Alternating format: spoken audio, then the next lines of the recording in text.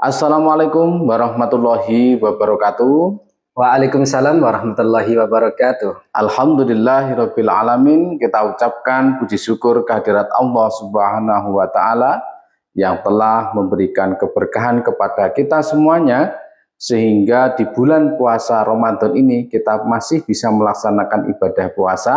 Semoga puasa kita menjadi ibadah yang makbul. Amin ya rabbal alamin. Salawat dan salam tetap tercurahkan kepada junjungan kita Nabi besar Muhammad Rasulullah Sallallahu Alaihi Wasallam. Allahumma sholli alaihi. Semoga kita termasuk digolongkan sebagai umatnya yang terbaik. Amin. Pemirsa Semeksas Podcast yang berbahagia, Bapak Ibu Guru SMK Negeri 1 Semen Kabupaten Kediri serta siswa-siswi semuanya, pada hari ini menjelang berbuka puasa di hari yang ke-22 ini kita kedatangan pemateri kita yakni Bapak Abdul Kholik. Beliau adalah salah satu guru pendidikan agama Islam di SMK Negeri 1 Semen Kabupaten Kediri yang pada kali ini akan menyampaikan tentang rajanya bulan. Nah, apakah yang dimaksud dengan rajanya bulan? Nah, maka dari itu langsung saja kita dengarkan dari pemateri kita yakni Bapak Abdul Kholik. Baik, terima kasih Monggo Pak Abdul Kholik. Assalamualaikum warahmatullahi wabarakatuh. Waalaikumsalam warahmatullahi wabarakatuh. Seperti yang disampaikan oleh Bapak Sodik, bahwasanya materi hari ini di hari ke-22 sambil menunggu waktu berbuka puasa, kita belajar ngaji bareng tentang Syahrul Syuhur atau tadi disebut dengan rajanya bulan. Kalau kita kenal dari bulan Muharram, dari bulan pertama sampai bulan Zulhijjah, bulannya haji, itu ternyata ada satu bulan yang disebut dengan rajanya bulan, yaitu bulan Ramadan. Nah, kita kaji kenapa kok bulan Ramadan itu disebut dengan Syahrul Syuhur atau rajanya bulan. Yang pertama itu Pak Sodik, bahwasanya di bulan Ramadan itu kita ketahui kalau di bulan Ramadan adalah bulan diturunkannya Al-Quran. Kalau kita mengkaji Nuzulul Quran ya Pak. Nah, betul, Nuzulul Quran atau diturunkannya Al-Quran di bulan Ramadan.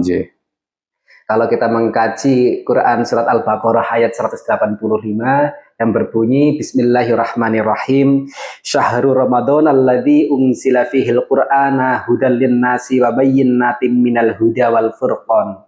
Kan sudah jelas banget bahwasanya Syahrul Ramadan alladzi unzila fihil Qur'an, di dalam bulan Ramadan itu diturunkannya Al-Qur'an.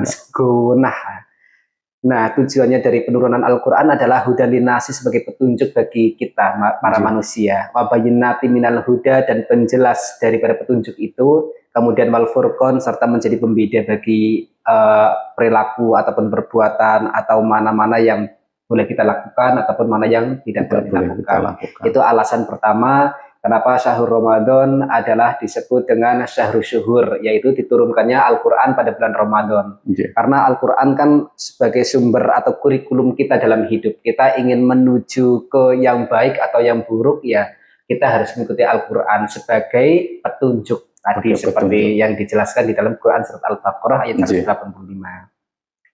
Alasan yang kedua adalah dilipat gandakannya setiap amal di bulan Ramadan, Pak Sodik. Kalau kita kemarin mengkaji satu amal ibadah itu bisa dilipat gandakan sampai berapa Pak Sodik? Sampai berapa? 70 bahkan 700 kali. Nah, sampai 700 kali, betul sekali. Itu juga ada hadis yang berbunyi idza ja'a Ramadan futihat abwabul jannah. Ketika bulan Ramadan itu pintu-pintu surga itu ternyata dibuka. Nah, itu nanti maksudnya bagaimana? Wa khuliqat abwabun nari, dan pintu-pintu neraka itu ternyata juga ditutup. Nah, yang paling viral itu kalau di masyarakat katanya itu setan-setan ditutup. Setan itu di penjara ya. Pasufidati sayatin, atau setan-setan itu di penjara atau dibelenggu. Nah, itu khususnya yang setan dulu kita jabarkan. Kenapa kok pada bulan Ramadan ini sebenarnya kita itu Islam, tapi saudara kita juga Islam, ternyata kita sering melihat saudara kita yang Islam sama yang Islam itu ternyata berbeda. Ada yang puasa, ada yang tidak berpuasa. Nah, itu karena jelas di dalam Quran surat Al-Baqarah ayat 183 kan bunyinya adalah ya ayyuhalladzina amanu. Yang dipanggil adalah orang-orang yang beriman. Nah, bukan ya ayyuhalladzina aslamu, orang-orang Islam, atau ya ayyuhannas, wahai para manusia diwajibkan untuk berpuasa, tidak. Tapi kan ya ayyuhalladzina amanu, orang-orang yang beriman. Nah, ini kalau kita tarik dengan hadis ini, kenapa kok di bulan Ramadan setan-setan itu dibelenggu atau dipenjara, itu sebenarnya ada pada dirinya. Kalau dirinya itu di bulan Ramadan yang penuh berkah, yang penuh kemuliaan, ibaratnya tadi ibadah pahala atau ganjarannya itu bisa dilipat gandakan sampai 100. Nah, ini setan itu tidak punya kesempatan lagi kalau memang orangnya itu bisa ngengkeng hawa nafsunya, bisa menahan hawa nafsunya. Pasti setan sudah tidak punya kesempatan lagi. Nah, terus kalau seumpamanya kenapa kok Pak ada teman saya atau saudara saya sesama muslim kok tidak puasa? Ya tadi jelas dalilnya kan bukan yang puasa kan hanya yang beramanu saja atau yang beriman saja. Terkadang orang itu Islam, tapi kan yang diwajibkan berpuasa itu kan ada syarat. Pertama balik itu ya kalau laki-laki sudah mimpi basah, kalau perempuan sudah haid. Terus kemudian berakal, kuat, kemudian Islam. Islam itu ya wajib. Nah, kalau terkadang orang itu harusnya mengacu pada dua hal. Kalau dia sudah balik, kemudian sudah berakal, dengan dasar dia sudah Islam, maka harusnya dia itu berpuasa. Dan termasuk golongan-golongan yang beriman. Tapi kalau memang dia sudah Islam, sudah balik, kok tidak melakukan puasa, maka kita harus anggap dia itu tidak punya akal. Kan nonton Pak? Nah, nanti kalau kita bisa melaksanakan ibadah puasa ini, maka setan itu tidak memiliki kemampuan lagi untuk mengganggu kita. Ya, kalau kita kemarin bahas itu setan itu bisa menggoda kita lewat darah, emosi kita, pikiran kita, hati kita, nafsu kita itu lewat darah.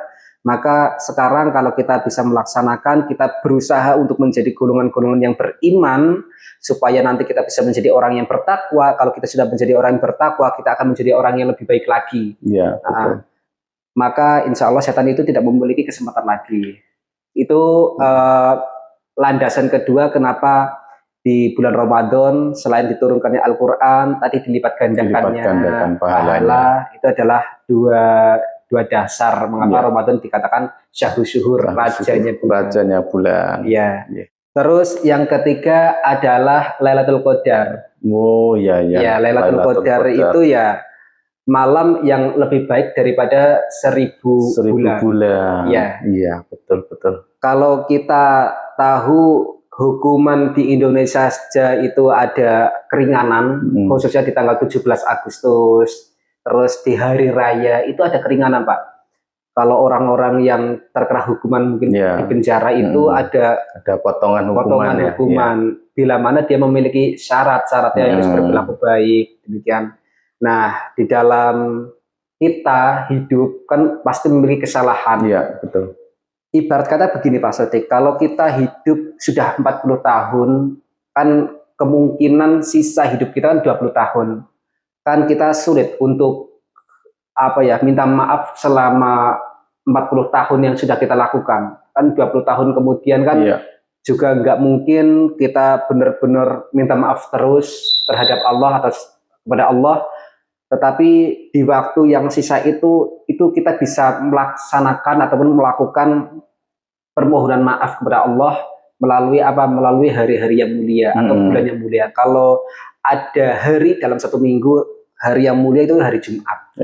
Nah, kalau lebih pendek lagi, dalam satu hari, waktu yang mulia atau mustajab ketika berdoa itu sepertiga malam akhir atau jam 2 pagi sampai waktu subuh. Ya, itu waktu-waktu mustajab untuk tahajud. Nah, terus ada bulan yang memang itu bisa kita manfaatkan benar-benar menghapus segala dosa kita, khususnya dosa kita terhadap Allah. Bendune atau marahnya Allah, nasule Gusti Allah terhadap kita kita bisa merayu di bulan Ramadan ini. Bulan Ramadan Iya, ini ya. kita bagaimana caranya beribadah kepada Allah supaya Allah memaafkan dosa-dosa kita ya di bulan ini. Sama tadi kalau ada hukuman-hukuman di Indonesia secara nyata di dunia itu ada potongan-potongan itu. Nah, sekarang di dosa kita yang kita sudah lewati 40 tahun, kita juga ada Ya, potongan. ya istilahnya diampuni, dibersihkan ya segala dosa-dosanya. Jadi tidak perlu menunggu tambahan waktu 40 tahun lagi untuk meminta ampun. Tapi cukup dengan bulan Ramadan ini kita benar-benar bersungguh-sungguh. Insya Allah ghufirallahu dzamban. Insya Allah Allah itu akan mengampuni dosa-dosa kita. Khususnya yang sudah berlalu. Iya, betul. Ya, itu adalah 3 dasar mengapa bulan Ramadan itu disebut dengan syahrul syuhur atau rajanya bulan. Demikian gimana para pemirsa Semaksas Podcast, sangat luar biasa sekali materi pada hari ini, yakni tentang rajanya bulan, ya, yakni di bulan Ramadan. Nah, tadi juga sudah disebutkan bahwasanya kenapa bulan Ramadan ini dikatakan sebagai rajanya bulan. Salah satunya tadi adalah di bulan Ramadan ada di mana turunnya Al-Quran, yakni wahyu bagi umat Islam. Yang kedua, yakni terdapat dilipat gandakan pahalanya, bahkan sampai 700 kali, bahkan lebih, tidak ada batasan mungkin Pak ya. Ya. Terus yang ketiga, di bulan Ramadan ini terdapat malam, yakni malam Lailatul Qadar, malam 1000 bulan. Ya, malam yang lebih baik daripada 1000 bulan. Sangat luar biasa sekali. Pemirsa Semaksas Podcast yang dirahmati Allah, mari kita manfaatkan waktu di bulan suci Ramadan ini untuk meningkatkan keimanan kita, meningkatkan ibadah kita, untuk mengharap maghfirah dari Allah Subhanahu wa Ta'ala. Amin ya rabbal alamin. Terima kasih Bapak Kholik, semoga bermanfaat untuk kita semuanya. Amin. Dan saya akhirul kalam. Wassalamualaikum warahmatullahi wabarakatuh. Waalaikumsalam warahmatullahi wabarakatuh.